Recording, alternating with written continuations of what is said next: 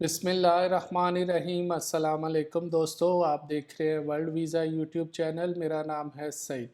दोस्तों, आज तकरीबन आपसे कोई 12-14 दिन के बाद बात हो रही है। उसकी जो मेन वजह थी वो ये थी कि मैं उम्रे पे गया था और उम्रे से वापस आके कुछ तबीयत ख़राब थी, इस वजह से कोई आपको अपडेट नहीं कर सका।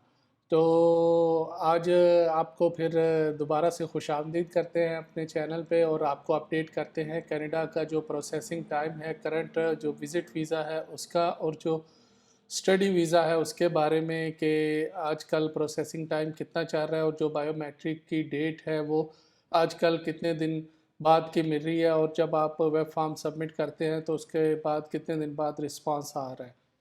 तो सबसे पहले बात करते हैं कि अगर आपने जो बायोमेट्रिक करवा ली हैं अपने जो विज़िट वीज़ा है उसके लिए, तो आजकल जो करंट प्रोसेसिंग टाइम पाकिस्तान से है विज़िट वीज़ा का, तो वो जो आईआरसीसी की वेबसाइट है उसके मुताबिक 56 डेज़ है।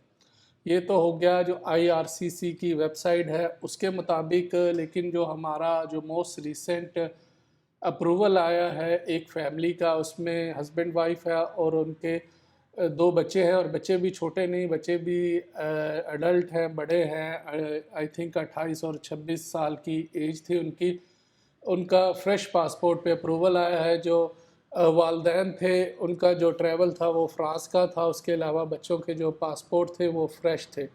तो उनका जो वीज़ा हमने अप्लाई किया था वो किया था 10 अगस्त को, और उनके जो बायोमेट्रिक हुए थे वो हुए थे 15 सितंबर को। और 8 नवंबर को उनका जो ओरिजिनल पासपोर्ट है उसकी रिक्वेस्ट आ गई। तो ये तो है एक्चुअल टाइमलाइन, यानी कि जो हमारे कस्टमर का जो केस है इतने दिन में क्लियर हुआ, यानी कि 15 सितंबर को उनका जो बायोमेट्रिक हुए और 8 नवंबर को उनकी ओरिजिनल पासपोर्ट की रिक्वेस्ट आ गई। तो दूसरी तरफ आईआरसीसी का जो टाइमलाइन है 56 डेज़ देखा जाए तो ये उसके अंदर ही।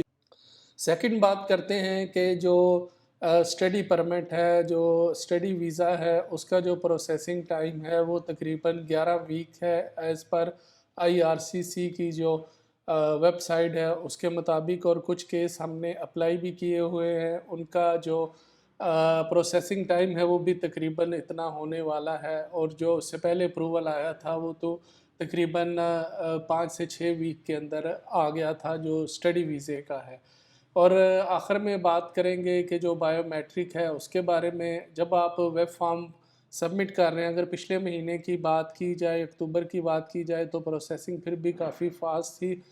वीएफएस की जब वेब फॉर्म हम सबमिट करते थे स्पेशली लाहौर का, तो सेम डे भी अपॉइंटमेंट रिसीव हुई है, मैसेज रिसीव हुआ, ईमेल आया है कि आपकी डेट फ़लाँ तारीख़ की है, यानी कि सेम डे मैसेज आ जाता था कि आपकी डेट 2 से 3 हफ़्ते बाद की फ़लाँ तारीख़ की है। लेकिन अब अगर बात करें तो हमने कुछ फ़ार्म जो हैं वीएफएस पे सबमिट किए हुए हैं इस्लामाबाद और दोनों लाहौर के लिए। तो उनका अभी तक 2-2 3-3 हफ़्ते हो गए, कोई रिस्पांस नहीं आया कि आपकी डेट कब है।